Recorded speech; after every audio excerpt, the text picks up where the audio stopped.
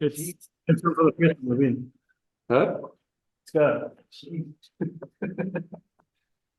Cool, guys. Thank you guys for joining us. We've got Dr. Rugby John Dobson and Mr. 150 Brock Harris. We'll go for questions in the room and then go to Zoom. Yes, Naveen. Hi, good afternoon, David. Good afternoon, Brocky. First of all, Brocky, 150 up tomorrow. It's a massive milestone in your career. I mean, 39 years old. Doesn't get any better than this for you. Yeah, no, it's a really special occasion. Yeah, I always said I just wanted to come back to get the 100. That's 7 I needed when I left, and yeah, now I'm on 150. So yeah, and to run out with my kids the previous time, obviously with COVID and all that, it's going to be special. So yeah, looking forward to it. David, just your side, you guys have been a little inconsistent this season. At times, it's been you've described as too loose, too messy. Lives have gone a bit ugly. But does this period now, the next sort of 3-4 games, is it sort of come as playoff mode now? Yeah. And you guys have to win at all costs now. It's regardless of how you win. Yeah, no, that's true. We've got ourselves into a bit of a hole. It's to be honest, it all started with the tour. I mean, if we'd got the 2 wins, the maybe the ones at Cardiff and Benetton, we wouldn't be having this discussion now. So we've been sort of catching up the whole season, and now the Ospreys one actually just took it down another notch, in terms of the pressure on us. We've got a game model, so we can't change our game model just because we feel the pressure. We've just got to execute it better. And I know, I'm sorry, I know execute's a terrible cliche. We were loose last week. I don't think this season anything stuck for us. But listen, seasons or 2 before, it was everything sticking, so you can't complain about that. So I think it's just a bit more, again, I'm trying to avoid cliches, but we were loose last week. That's the truth. Everybody could see that. It's a little bit more accurate, a little bit more circumspect, but not to change our actual game model. Yeah, but yeah, we've got ourselves in a bit of a hole. And then tomorrow night, do you think that you guys can sort of tighten it down even more? I know you don't want to be conservative, but at times you need to be when the games are tight. So I don't see it quite as. So our game model is our game model. It's just about doing that better. And what's wrong with the game model? No, what was wrong with the execution of the game model last week was that with the stuff you talk, just being, as I said, too loose. So just a bit more circumspect about that. But we're not suddenly going to say we're going to be entirely set piece based and don't want the ball, or trying to become a multi-phase team to get penalties. Well, that bit's not going to change. Our game model's not going to change. It's just going to be better at it. Just my final question, Bob. Could you take us to the changes? Someone saw that arrived late. Just could you tell us a bit of the changes you're thinking behind it? Yeah, so obviously we made quite a few rotational changes to build depth. Just in case we needed guys later in the tournament. I would still do that now. That wasn't the reason we lost the game. It wasn't them. But we've probably gone more to what we would think is our team that we think is going to do duty.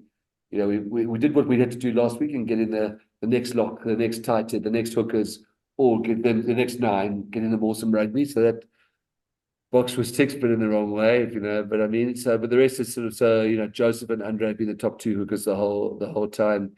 Obviously, bring Netland back, who was rested out last week. Back to the top starting locks, which are Ruben and Saman. Connor's another guy just want to give opportunity. There's no 6 in Dion, but we've got a very firm policy here, which I like, is that if a guy plays and reaches a milestone, he starts. I don't like that idea of those guys doing it off the bench. I don't want to criticize Northern Hemisphere teams, but so it's just unusual that I half thought about leaving Marcel out so that Rocky could have more time in the sun, but we have to do what's right for the team. So Marcel starts, but he could have started on Merodach Dion. We've got a problem with that. Dion BJ is definitely doing really well at 7, so that was logical. The back stays in with Zassi and Ruan, and there's somebody else. There's not a lot of room to maneuver in terms of injury. Dan and Damien with the centres. We did duty La Rochelle without Zassi. It is Ben and Suleiman and Warwick. I mean, the only debate in the bank, which is weekly, do you put one Nasile at 13 and then leave one of Damien, or you never leave Damien out, leave Warwick out? And that's where I think we get Damien, Dan, and Warwick all on the field. And they did well against La Rochelle. It's not quite as simple as 12 and 13. You watch them on the field; they're mixed up a lot, Just final one for me. I just remembered now. You've been getting contact extensions in this last couple of weeks. A lot we've had Obviously, Steven Cook Yeah. is coming back, tradition. Yeah. Session Mabazulu, but now the other one is Dan du Plessis. Yeah. Could you just touch on that and tell us how important Dan is? I know you've said he's one of the most important players, Yeah. if not David Willemse, you've told us in the past. Yeah. So Dan's a driver, leader. He's got standards. One of the most honest players, which is important. So he'll call a coach out for something, or I think this is not good for the team. So he's a sort of cultural, I know it's a cliche again, but he's a sort of cultural architect in the team. The standards he sets on defense. And then, just something incredible about him. I think he's, I know Andre Estes he's coming back, but he's been playing overseas. Damian's, Delenda's been overseas. He must be probably arguably the best domestic 12 around. And I just see a guy that anybody else in the world, they're about to take the ball on the crash ball, on the advantage line. There's a smile from ear to ear. And, he's a stormer through and through. So definitely one of the most important extensions we could have done. that's cool. Cool. Thanks, Praveen. We'll have some more extensions for you soon. Oh, there we go. Nathan has got his hand up. Yes, Nathan. Thank you very much, Mike. Good day, Dobbo, and congratulations, Brock. Dobbo, I've got a few questions for you, not two, just more than two this time. Last week I asked Rito, weren't the wheels fall off, especially with all the changes, and he said the team understood the assignment. Again, this week, you guys said you won't shy away from the flash of rugby, as you mentioned with Mabeen now, obviously against a well-organized Leinster size. Even calling the big guns for Leinster this weekend, are you feeling the pressure a bit? Definitely. I can say no, it's another game. It's not. We've got ourselves into a hole, like I said to Mabeen, and we want to get ourselves out of it. We've done it before. We'll do it again. The pressure, of course. We've got an incredibly proud record here at Cape Town. We hosted all 6 of the URC playoffs. It's not going to be the case this year. We want to make sure we're part of the Champions Cup. We want to do as far. We still want to try and win the URC, but if we lost tomorrow, it'll be another home game, and we'll be in a world of trouble. So there's definitely pressure. And then milestones for Brock, Marcel, and Evan. What impact have each of those players have had in the environment, both as players and human beings? All 3. Listen, Brock, to my mind, he's going to go down as one of the greatest stormers of all time. So, that it's unlikely if you're going to put a Stormers Hall of Fame up of, 10 names, Brocky would be up there. And it's curious because a lot of them were big Springboks with, I don't know, Sean or Skalk, whoever you want to put up there. Brocky would be up there. So I've actually learned so much from Brocky about his approach to the game, the balance between the detail and understanding the project and the mission and the team spirit and the culture. He coaches under 21 forwards. He'll go from here to an under 21 session. It's just he's a role model. I think he must be the most popular Stormer. I didn't know Brocky. I never coached him when I was still in the juniors when Brocky left to go to Wales. I didn't know him, and I've made the joke before. My father told me he wasn't going back to Newlands while Brocky was playing fly half. When they played that old province shape, they've changed a bit there. And it's just been absolutely one of the highlights of my career, coaching, to get to know and meet and have intersection with Brocky. Trying to persuade him to stay longer, but he may transition to coaching sooner than later. But it's an incredible achievement. I mean, how many Dragons games? 143. So we've got to get him to 300 in total at first class. I can speak for hours about it. And then, Evan, great, got a big future. But I think Marcel, a bit of an unsung guy. I told Mike to double check that he got 50 because he just seems like a youngster we're just bringing through, and he still is, I suppose. But that he's on 50 is great. I think he's a big player for this franchise in the future.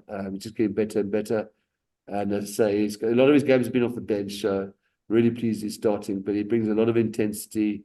Did an amazing job for us at number 8 when both Achiever and Evan were out last season. So I'm very pleased. But this is an amazing achievement, and I say one of the greatest Stormers of all time. Brocky, Mr. Hall of Famer, last week, in all honesty, Nathan Naughty now. Brocky, last week, in all honesty, was really disappointing. The next game you guys will play in front of the faithful will be after Saturday, will be on the 1st of June. Any messages for the faithful lead up to Leinster? Yeah, I think we knew obviously the reviews and stuff on Monday wasn't nice. It wasn't our standards. And tomorrow's another opportunity to make the wrongs right. And come out and support us. And yeah, we'll do our best to make Cape Town smile, and we know it's not going to be easy, but yeah, I think yeah, we were well prepared. Second last one, I promise. Dobbo, something special happened during the week. Both the Stormers and Leinster visited Zimasta in Langa Township. Can you just expand on the project? Look, you guys get sick of how important our interactions with Cape Town and making Cape Town smile, because it's our why. But I'll give URC credit here as well. You know, it was a nice collaboration with URC. Got to commend Leinster for their spirit, but you know, I think yeah, it's such an important part of how the Stormers reach out to the people, not just the people who come here, the people who are privileged enough to be able to get into a car or come on a bus to come and watch the Stormers and buy a ticket. Those people in that video that you would have seen, none of them would be coming to the stadium. It's not us trying to make money off them by coming here. It's just us trying to reach out to them. So I honestly, I think it's very special. I think that Lisa, Scat, Kian Healy, the way those guys embraced it was special. So well done to URC. I think lots of touring teams, and well done to Leinster, because some touring teams are going to think, why am I getting on a bus and going out to a so-called township when I could be having 9 holes of the Metropolitan or whatever the story is, you know? So I think well done to Leinster as well. Just a really good, this is what we should be doing much more of. Then lastly, Dobbo, the DHL Western Province women's side playing they couldn't raise it tomorrow. The first at the new home of Western Province Rugby, or let me say Stormers Rugby. How important are these occasions whereby women's rugby is accommodated as well? Now it's going to make a joke, but then it's going to backfire. No, what I said, what I was going to make, look, I think that later, I'm not being funny, Mike can correct. I think they played one curtain raising here last year against Border. They played in COVID. Yeah, so it's not their first time, but what I was going to make a joke was a joke. They're amazing. They're an amateur team. We see them when they were with HBO. We train in the daytime. Those ladies come in there 6 o'clock after a full day work.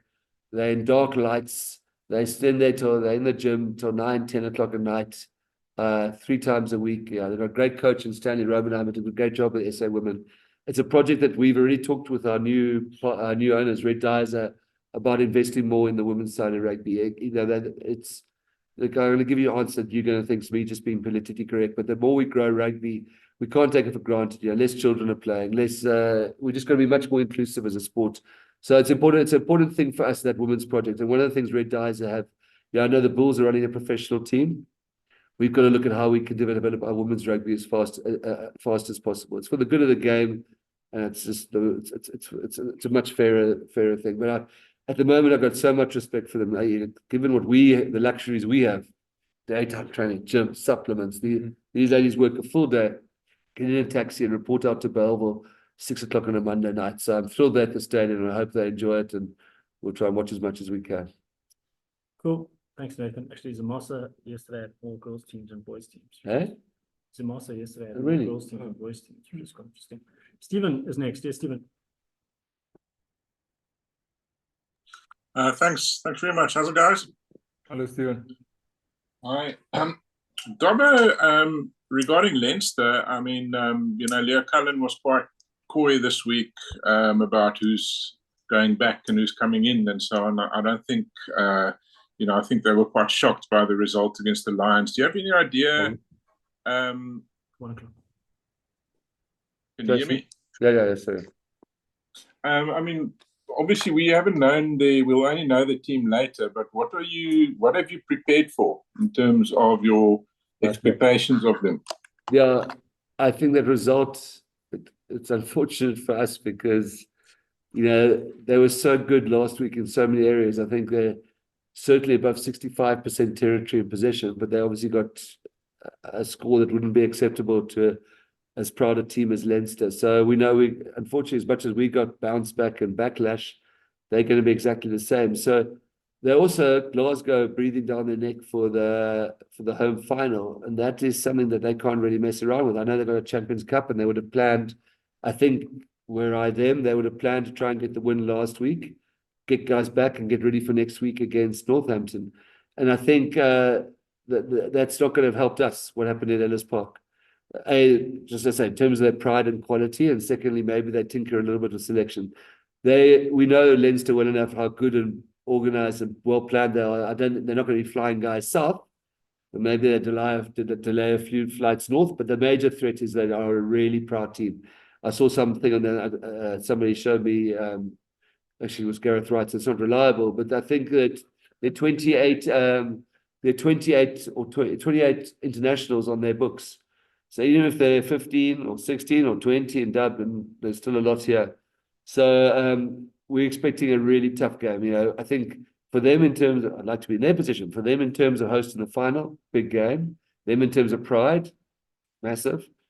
Us in terms of staying alive, massive, and pride, massive. So actually expecting a really high level, tight, tough game of rugby. Also, one of my frustrations there, we got a couple of 7 o'clock kickoffs in a row in the URC or 7:15.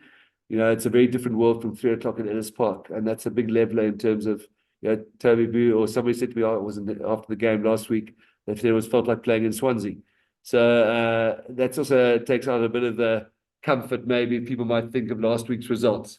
It's not going to be the same game tomorrow night at all. It's going to be a really tough game. Is Brocky getting a contract extension? That was April Fool's, Stephen. Well, So ons praat tog oor Steven. You're still in negotiations. no, yeah. we genuinely are. Yeah. Genuinely are. You could still, Dobbo, is it in your vision of milestones for Brocky to go through to 40? Get one. I wouldn't mind. I tell you what, I wouldn't mind, because I've done the maths. I wouldn't mind him getting to 300 first-class caps, because that way, if I can sell him that vision, then I can get a few games out of him at the start of next season. He's over 400 because of the province caps as well. The province, yeah. He's over 100 province caps. Okay. We go for 300 Stormers in Okay. Western Province. Yeah, listen, that's we would like, I mean, his general movement and condition and everything like that, but it's just, yeah, we're talking to him.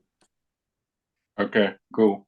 Yeah, and there were a few ball carries last week, Rocky. It's like you've got a little, you know, one wouldn't say you're a 39-year-old, and you're still looking good there with a ball in hand. Age is just a number, Stephen. Rocky, what do you guys have to do better this week to be able to win? No, I think it all comes down to mindset and execution. We need to execute. We know if we're not going to be on the top of our game tomorrow, Leinster's a quality outfit, so then we'll struggle. So yeah, I think it all comes down to mindset and execution, Stephen, definitely. The Ospreys, they had parity with you guys in the scrums, and also the driving mauls. Have you guys kind of, did that, I don't want to say hurt a bit, but was that something that you guys addressed, and could the changes maybe, you know, especially with a guy like Ruben coming back and Nietas, could that make a difference? Yeah, I think just in terms of the set piece, I think our speed on the scrums was actually really good. It was just the second part of it, but yeah, we addressed it and we worked hard on it. Like I said, it's mindset. All comes down to mindset, and yeah, I think we're good enough, and that wasn't our standards. Dobbo, on Marcel Tienersen, what is your vision for him? As in terms of where you'd like to see him play, as a guy that you can kind of stick in anywhere in the loose forward combination, or do you have a specific something in mind for his strengths as a rugby player? Yeah, I do. I think we're playing him at 6 tomorrow, and I'm not sure that's where I see him.